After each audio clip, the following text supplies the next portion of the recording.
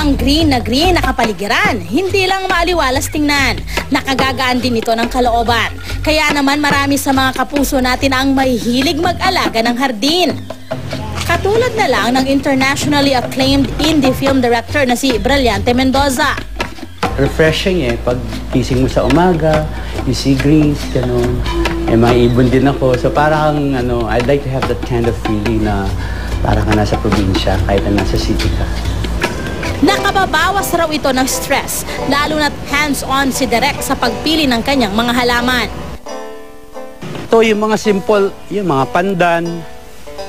Ayan, tapos ito yung paborito ko, yung champaka kasi mabango siya, namumulaklak ito At kung gaano siya katutok sa pagdidirect ng mga pelikula, ganon din siya sa pag-aalaga ng kanyang garden. Parang tao ang treatment ko, no? Kapag kailangan niya ng araw, nililipat ko. Kapag kailangan niya ng fertilizer, nilalagyan ko. Pero ang problema ng marami sa atin, ang kawalan ng space para sa hardin. At ito na nga ang daing ni Nanay Marceliza Sabroso. Noong ko pa talaga gustong magkaroon ng garden, indoor o outdoor. Ang problema lang, wala kaming lupang pwedeng pagtamnan. Ngayon sa kagustuhan ko magkaroon kahit paano na may makitang halaman, naglagay ako kahit artificial. Pero naglalagay naman ako ng fresh, nga lang, hindi ko alam kung pwede siyang indoor garden.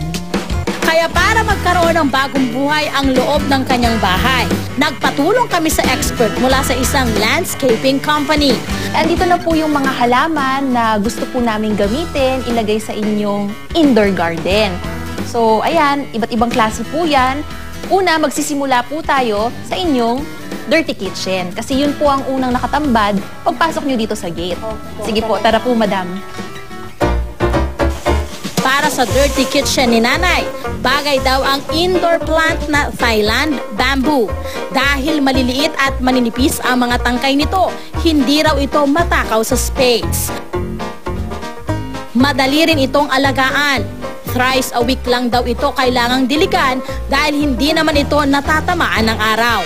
Bukod sa pagiging instant room divider, makatutulong din daw ito sa pagbabawas ng mga di kanais-nais na amoy sa kusina dahil sa natural fragrance ng dahon nito.